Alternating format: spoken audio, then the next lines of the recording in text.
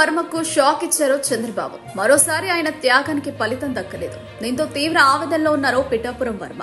పవన్ కళ్యాణ్ కోసం ఆయన సీటు త్యాగం చేశారు. పిఠాపురం టికెట్ వదులుకున్నారు. అయితే ఆయన త్యాగానికి తగ్గ ఫలితం దక్కలేదు. అధికారంలోకి వచ్చిన తర్వాత తొలి ఎమ్మెల్సీ పదవి నీదేనంటూ హామీ ఇచ్చారు. కానీ కూటమి అధికారంలోకి వచ్చి దాదాపు ఏడాది సమీపిస్తోంది. కానీ ఇంతవరకు పిఠాపురం వర్మకు పిలుపు లేదు, పదవి కేటాయింపు లేదు. దీంతో ఆయన తీవ్ర ఆగ్రహంతో ఉన్నట్లు సమాచారం. గత కొద్ది రోజులుగా విభిన్న ప్రకటనలు చేస్తున్న ఆయన ఇప్పుడు తీవ్ర నిర్ణయం దిశగా అడుగులు వేస్తున్నట్లు సమాచారం.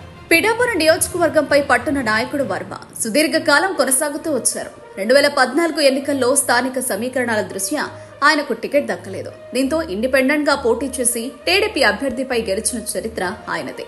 అటు తర్వాత టీడీపీలో చేరి తన ముద్ర చాటుకున్నారు. 2019 ఎన్నికల్లో టీడీపీ టికెట్ దక్కించుకున్నారు.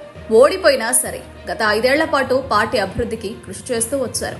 2024 ఎన్నికల్లో పోటీకి అన్ని విధాలా సిద్ధపడ్డారు. కానీ పవన్ కళ్యాణ్ రూపంలో చివరి నిమిషంలో టికెట్ దక్కకుండా పోయింది. అయినా సరే పవన్ కళ్యాణ్ గెలుపు కోసం కృషి చేశారు. అయితే 2024 ఎన్నికల్లో టికెట్ దక్కకపోయేసరికి అనుచరుల్లో తీవ్ర అసంతృప్తి రేగింది. 2014 ఎన్నికల మాదిరిగా ఇండిపెండెంట్ గా పోటీ చేయాలని వారు కోరారు. అయితే అధినేత చంద్రబాబు పిలిచి మాట్లాడారు, సముదాయించే ప్రయత్నం చేశారు. దీంతో వెనక్కి తగ్గారు వర్మ. పవన్ గెలుపు కోసం కృషి చేశారు. పవన్ కళ్యాణ్ సైతం వర్మ విషయంలో గౌరవ భావంతో చూసుకున్నారు. దీంతో ఎటువంటి కల్మషం లేకుండా వర్మ పనిచేశారు. అయితే పవన్ గెలిచిన తర్వాత వర్మను పట్టించుకోవడం లేదన్న కామెంట్స్ వినిపించాయి. ఒకవైపు ఇచ్చిన ఎమ్మెల్సీ హామీ నిలబెట్టుకోలేకపోవడం, మరోవైపు పిఠాపురంలో జన సైనికులు వర్మను పట్టించుకోకపోవడం, అంతటితో ఆగకుండా చాలా రకాలుగా ఇబ్బందులు పెడుతుండడం వంటి కారణాలతో తీవ్ర అసహనంతో ఉన్నారు వర్మ.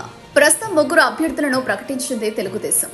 బీద రవిచంద్ర, పిటి నాయుడు, కావలి గ్రీష్మప్రసాద్ పేర్లు ఖరారు చేస్తూ ప్రకటన చేసింది. అయితే అప్పటికే టీడీపీ రాష్ట్ర అధ్యక్షుడు పల్లా శ్రీనివాస్ పిఠాపురం వర్మకు ఫోన్ చేసినట్లు సమాచారం.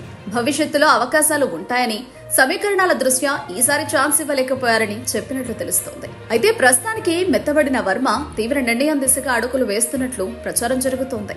ముఖ్యంగా భవిష్యత్తు రాజకీయాల దృష్ట్యా ఆయన వైఎస్ఆర్ కాంగ్రెస్ పార్టీలో చేరుతారని టాక్ నడుస్తోంది.